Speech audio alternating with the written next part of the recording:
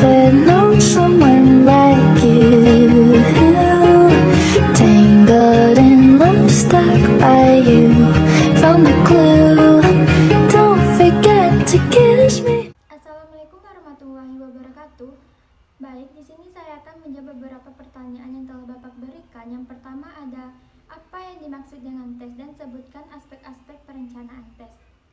Tes adalah alat yang digunakan untuk mengukur kemampuan, pengetahuan, atau keterampilan seseorang dalam konteks pendidikan. Tes seringkali digunakan untuk menilai seberapa baik siswa memahami materi yang telah diajarkan.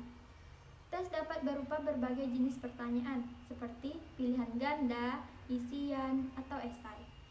Selanjutnya, aspek-aspek perencanaan tes. Yang pertama ada validitas, yang mana ini berarti bahwa tes benar-benar mengukur apa yang seharusnya diukur. Yang kedua ada reliabilitas, yang mana tes harus memberikan hasil yang konsisten. Artinya, jika siswa melakukan tes yang sama di lain waktu, hasilnya seharusnya tidak jauh berbeda. Yang ketiga ada relevansi, yang mana soal-soal yang ada dalam tes harus sesuai dengan apa yang telah diajarkan di kelas. Terakhir ada spesifikasi. Setiap pertanyaan harus jelas dan tidak membingungkan. Siswa harus bisa memahami apa yang ditanyakan tanpa keraguan. Maksud soal yang kedua yaitu cara mengembangkan soal tes berdasarkan aspek kognitif, efektif, dan psikomotor. Yang pertama ada aspek kognitif, yang mana untuk mengukur pengetahuan dan pemahaman, kita bisa menggunakan berbagai jenis soal. Misalnya, soal pilihan ganda bisa digunakan untuk menguji fakta dan konsep dasar. Soal esai dapat digunakan untuk menilai kemampuan siswa dalam menjelaskan ide-ide dan menghubungkan konsep. Pastikan soal-soal ini bervariasi dalam meningkatkan kesulitan.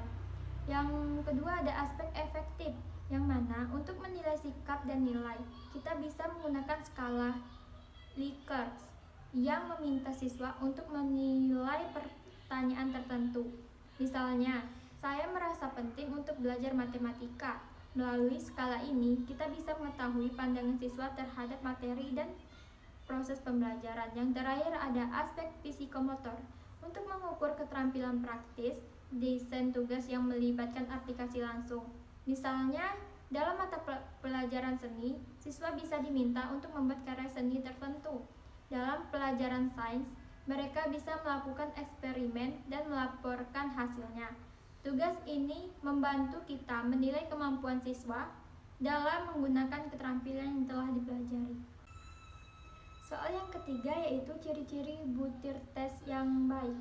Yang pertama itu fokus pada satu aspek, yang mana setiap soal harus mengukur satu kemampuan atau pengetahuan tertentu.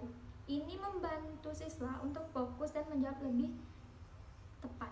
Yang kedua ada handal, yang mana hasil dari tes harus dapat diandalkan. Jika satu siswa mengulang tes, hasilnya harus serupa. Ini menunjukkan bahwa tes tersebut efektif dan akurat. Yang ketiga ada relevan, yang mana soal-soal yang ada di dalam tes harus sesuai dengan tujuan pembelajaran. Jika siswa belajar tentang sejarah, maka soal yang ada harus berkaitan dengan materi tersebut. Yang keempat ada spesifik, yang mana pertanyaan harus dirumuskan dengan jelas. Hindari penggunaan bahasa yang rumit atau ambigu agar siswa tidak bingung saat menjawab.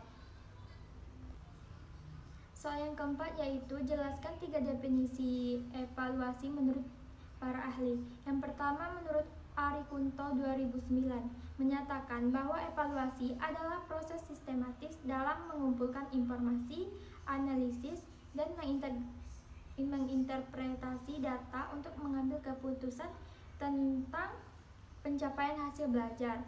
Ini menunjukkan bahwa evaluasi bukan hanya tentang mengukur, tetapi juga memahami data untuk perbaikan. Yang kedua ada Groenewald dan Lin 1990 menjelaskan bahwa evaluasi adalah kegiatan pengumpulan data untuk menilai beberapa jauh tujuan pendidikan tercapai. Dalam konteks ini, evaluasi membantu kita mengetahui apakah metode pengajaran yang digunakan efektif atau tidak. Yang terakhir ada Wen dan Brown 1990 mengatakan bahwa evaluasi mencakup aspek kualitatif dan kuantitatif.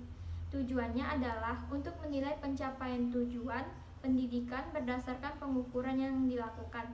Ini berarti evaluasi tidak hanya melihat angka, tetapi juga kualitas pengalaman pembelajaran siswa.